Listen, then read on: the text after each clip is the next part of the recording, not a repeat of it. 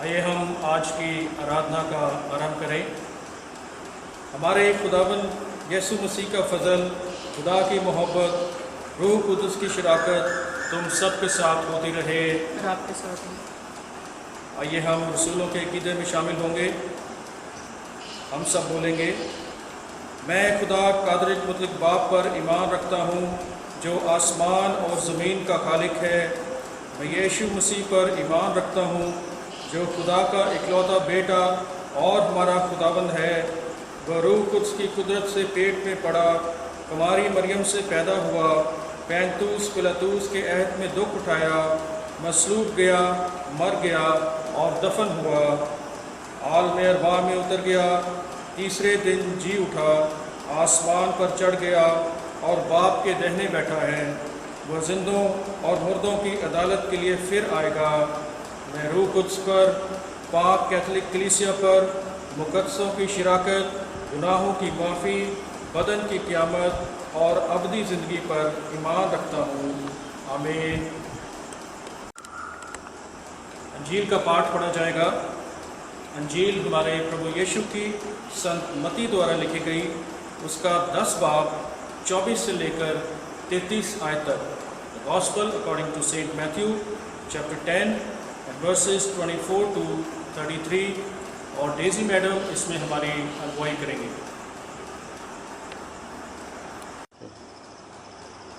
यीशु मसीह के मधुर नाम में आप सबको मेरा सलाम।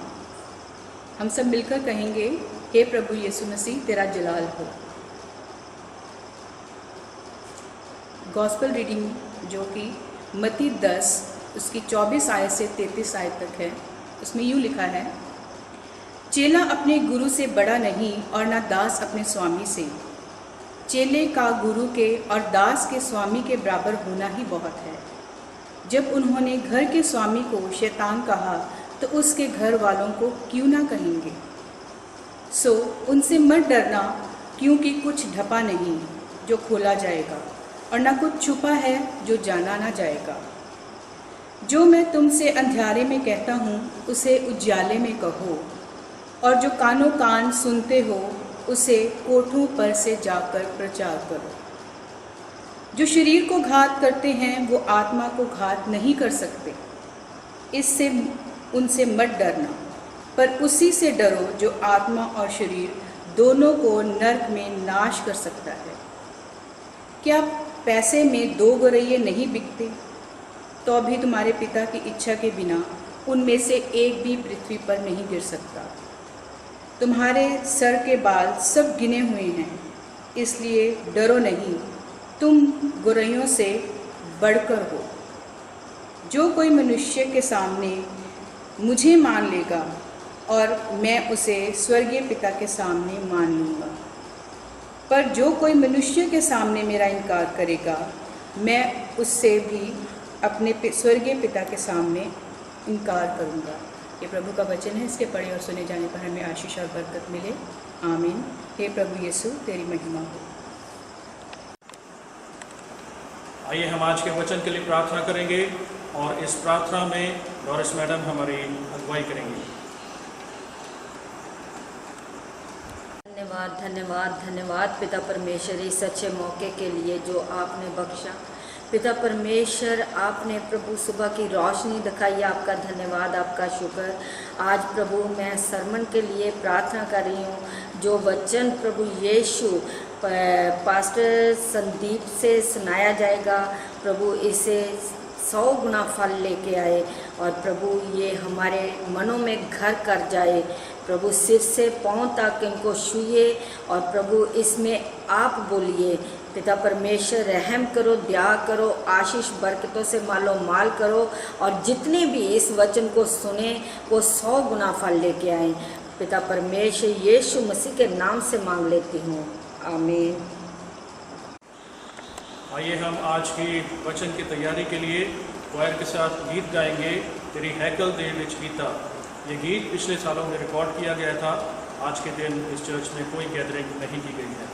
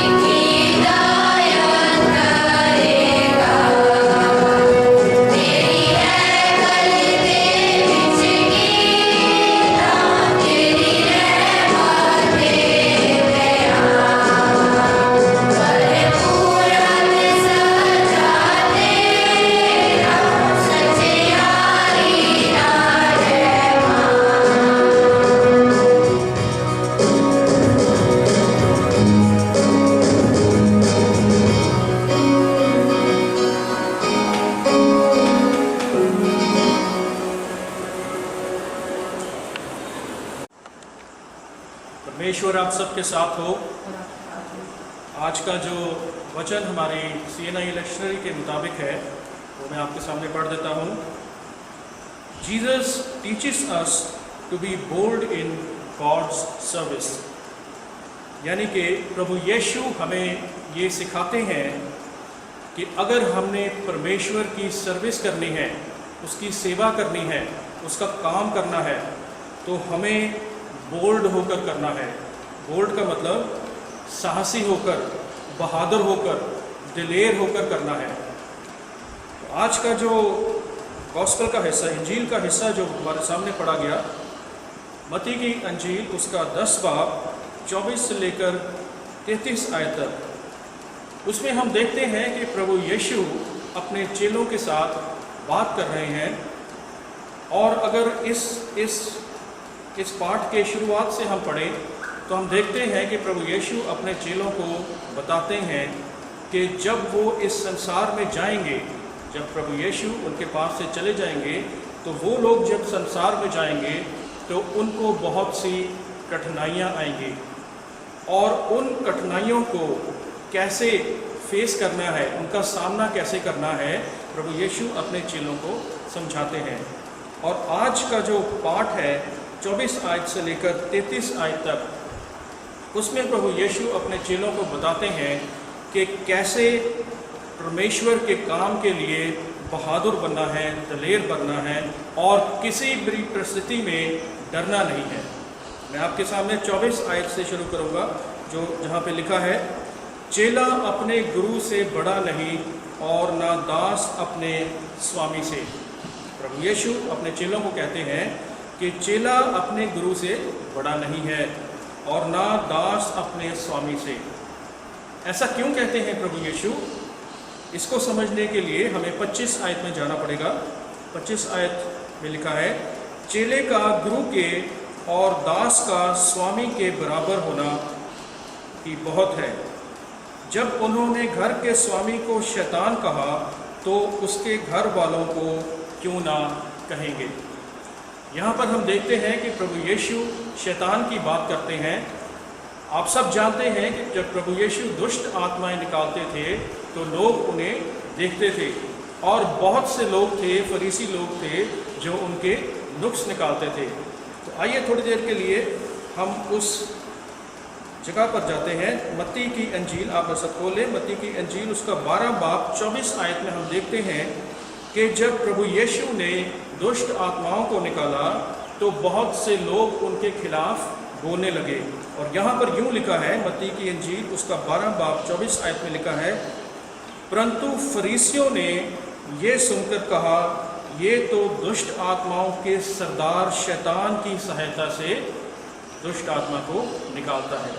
यानी कि फरीसी लोग ये कहने लग गए कि प्रभु यीशु जो है वो शैतान के सरदार की मदद से दुष्ट आत्माओं को निकालता है। यानी कि प्रभु यीशु भी शैतान के परिवार का है।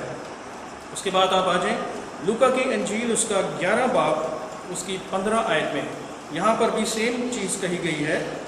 लूका की अंजील उसका 11 बाब उसकी 15 आयत में, परंतु उनमें से कितनों ने कहा, बहुत से लोग वहाँ पर थे और उनमें से बहुत से लोगों ने ये बात कही, यह तो शैतान नाम दुष्ट आत्माओं के प्रधान, दुष्ट आत्माओं का प्रधान बेल्ज़ेबुल, ये इंग्लिश तर्जुमे में लिखा है बेल्ज़ेबुल, ये तो शैतान नाम दुष्ट आत्माओं के प्रधान की सहायता से दुष्ट आत्माओं को निकालता है। तो जिन लोगों को परमेश्वर पर विश्वास नहीं था, जो लोग नहीं मानते थे कि प्रभु यीशु परमेश्वर का पुत्र है, वो लोग ये कहते थे कि प्रभु यीशु दुष्ट आत्माएं निकालता है, वो शैतान के सरदार बेल्ज़ेबुल की मदद से निकालता है। अब हम वापस आते हैं अपनी 24 आयत पे, चेला अपने गुरु से बड़ा नहीं और ना दास अपने स्वामी से। तो प्रभु यीशु जब इस बात को कोट करते हैं, यहाँ पर अपने चेलों को बताते हैं कि लोग तुम्हें बहुत कुछ कहेंगे, लोगों ने आपके गुरु को भी बहुत कुछ बोला, इसलिए आपके चेलों को भी शैतान कहेंगे। इसलिए प्रभु यीशु कहते हैं कि चेला अपने गुरु से बड़ा नहीं। जो चीज़ गुरु के लिए है वही चेले के लिए भी होगी, क्योंकि चेला अपने गुरु से बड़ा नहीं है, वो ऊपर नहीं जा सकता। इसलिए प्रभु यीशु कहते हैं कि लोग तुम्हें बहुत सी बातें कहेंगे, लोग तुम्हें बहुत मारेंगे, पथराव करेंगे, तरह तरह के इल्ज़ाम लगाएंगे। इसलिए प्रभु यीशु उनको कहते हैं कि तुम इन बातों की फिक्र मत करना। 26 आयत में क्या लिखा है? सो उनसे मत डरना, क्योंकि कुछ ढांपा नहीं जो खोला ना जाएगा, और कुछ छिपा नहीं जो जाना ना जाएगा। प्रभु यीशु अपने चेलों को कहते हैं कि तुम ऐसी कंडीशन से, ऐसी परिस्थितियों से मत डरना, क्योंकि सच्चाई ज़्यादा देर छुपी नहीं रहेगी। सच्चाई बहुत जल्द सामने आ जाएगी, कुछ भी छुपा नहीं रहेगा जो जाना ना जाएगा। उसके बाद 27 आयत में लिखा है, जो मैं तुमसे अंधियारे में कहता हूँ उसे उजियाले में कहो, और जो कानों कान सुनते हो उसे कोठों पर जाकर प्रचार करो। प्रभु यीशु कहते हैं कि अभी जो बातें मैं तुम्हें समझा रहा हूँ, जो सीक्रेटली जो बातें मैं तुम्हें अकेले में समझा रहा हूँ, उसे तुम जाके बाहर दुनिया को सुनाओगे, उजियाले में सुनाओगे, और ऊंची ऊंची जगहों पर जाके, ऊंचे कोठों पर जाके उस बात का प्रचार करोगे। और 28 आयत में क्या लिखते हैं? जो शरीर को घात करते हैं पर आत्मा को घात नहीं कर सकते। प्रभु यीशु अपने चेलों को बोल्ड होना सिखाते हैं, बहादुर बनना सिखाते हैं, और कहते हैं कि जो लोग तुम्हारे खिलाफ होंगे वो सिर्फ शरीर को घात कर सकते हैं, आत्मा को घात नहीं कर सकते। उनसे मत डरना, पर उसी से डरो जो आत्मा और शरीर दोनों को नरक में नाश कर सकता है।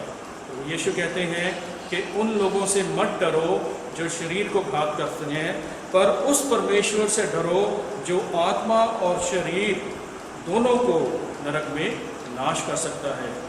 मेरे अजीजों, ये बात समझनी बहुत ही मुश्किल है, क्योंकि हम सब भी शरीर में विश्वास करते हैं और आत्मा में कम विश्वास करते हैं। और जो भी परिस्थिति हो, जो भी प्रॉब्लम्स हमारे पास आती हैं, जैसे आप सब जानते हैं कि आज एक बहुत भयानक बीमारी हमारे आसपास मंडरा रही है, कोरोना वायरस, जो कि इस दुनिया में फैला हुआ है। लेकिन प्रभु यीशु हमें कहते हैं कि हम शरीर के घात में विश्वास ना करें, हम किसी भी चीज़ से ना डरें जो शरीर को नष्ट कर सकती है, बल्कि उस चीज़ से डरें जो आत्मा को नष्ट कर सकता है, और वो है हमारा स्वर्गीय पिता, हमारा परमेश्वर। उसके आगे 29 आयत में लिखा है, क्या पैसे में 2 गौरियाँ नहीं बिकती तो भी तुम्हारे पिता की इच्छा के बिना उसमें से एक भी भूमि पर नहीं गिरती। प्रभु यीशु अपने चेलों को ये समझाते हैं कि परमेश्वर आप लोगों के साथ रहता है, वो हमेशा आपका ख्याल करता है। क्या गौरियाँ मतलब चिड़ियाँ, जो छोटी चिड़ी होती है, क्या परमेश्वर उन छोटी चिड़ियों का ख्याल नहीं रखता? उसकी मर्जी के बिना वो भूमि पर भी नहीं गिर सकती। तो अगर परमेश्वर छोटी छोटी जीव जंतुओं का ख्याल रखता है और उसकी मर्जी के बिना वो नीचे नहीं गिर सकती, तो फिर वो तुम्हारा ख्याल क्यों नहीं रखेगा? 30वीं आयत कहती है, तुम्हारे सिर के बाल भी सब गिने हुए हैं। परमेश्वर आपके इतना करीब है कि वो आपके सिर के बालों का भी हिसाब रखता है। और 31 आयत कहती है, इसलिए डरो नहीं, तुम बहुत गौरियों से बढ़कर हो, तुम इन छोटे छोटे पंछियों से परमेश्वर के लिए बढ़कर हो, उसके नज़दीक हो, इसलिए मत डरो।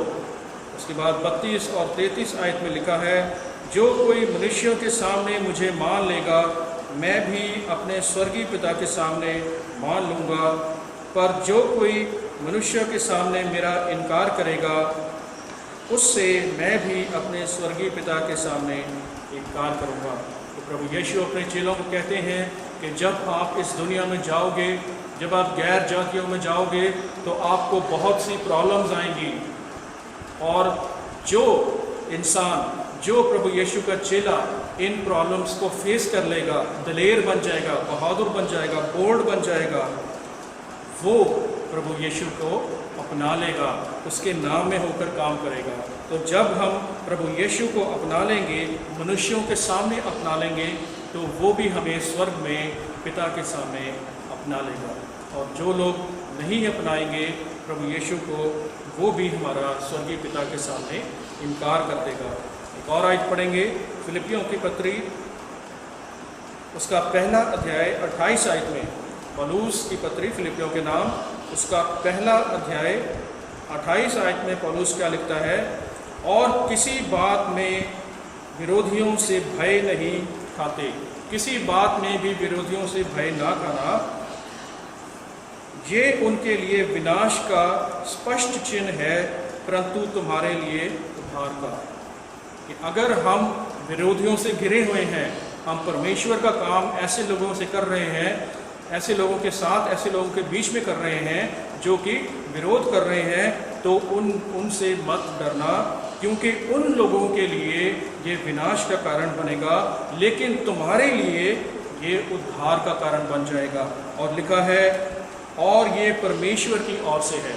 ये परमेश्वर हम लोगों को कह रहा है कि जो लोग प्रभु यीशु में होकर, चाहे कैसी भी परिस्थिति हो, बोल्डनेस से काम करते हैं, तो उनके विरोधियों के लिए ये काम विनाश का कारण बन जाता है, और हमारे लिए ये उद्धार का कारण बन जाता है, और ये परमेश्वर की ओर से। मेरे अज़ीज़ों, आज इस वचन के द्वारा हमें ये समझने की ज़रूरत है कि अगर हमने परमेश्वर की सेवा करनी है, अगर हमने परमेश्वर का कलाम लोगों तक पहुंचाना है, तो हमें बहुत ही बहादुरी से ये काम करना पड़ेगा, और किसी किस्म का डर अपने दिल में नहीं रखना, क्योंकि परमेश्वर कहता है कि मत डर, मैं तेरे साथ हूँ।